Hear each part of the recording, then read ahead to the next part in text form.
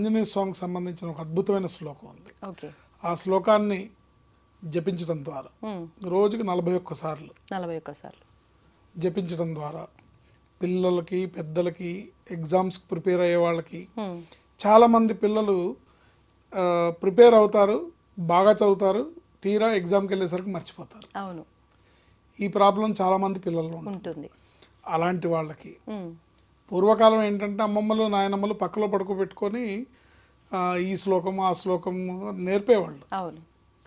సరస్వతి నమస్తుభ్యం వరదే కామరూపిణి అట్లా రకరకాలుగా ఆపదామ పార్తారం దాతారం సర్వసంపదాం లోకాభిరామం శ్రీరామం భూయో భూయో నమామ్యం అని రాముల వారి శ్లోకం. రాత్రి నిద్రపోయేటప్పుడు దుస్వప్నాలు రాకుండా రామస్కందం హనుమంతం వైనతేజం రుకోదరం సైనేత్ స్మరే నిత్యం దుస్వప్నం తస్య నిశ్యతి అని ఇట్లా నేర్పేవాళ్ళు. ఇప్పుడు అమ్మమ్మల తాతయ్యలు అసలు ఉమ్మడి కుటుంబాలే లేవు. ఇక్కడ ఇంట్లో ఉండే భార్యాభర్త ఇద్దరు కూడా ఉద్యోగరీత్యా బిజీ. సో పిల్లలకి ఎవరు నేర్పుతారు?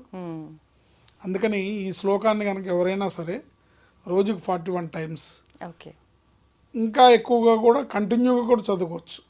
ఇది బస్సులో వెళ్తూ బైక్ మీద వెళ్తూ కార్లో డ్రైవ్ చేస్తూ కూడా చదువుకోవచ్చు.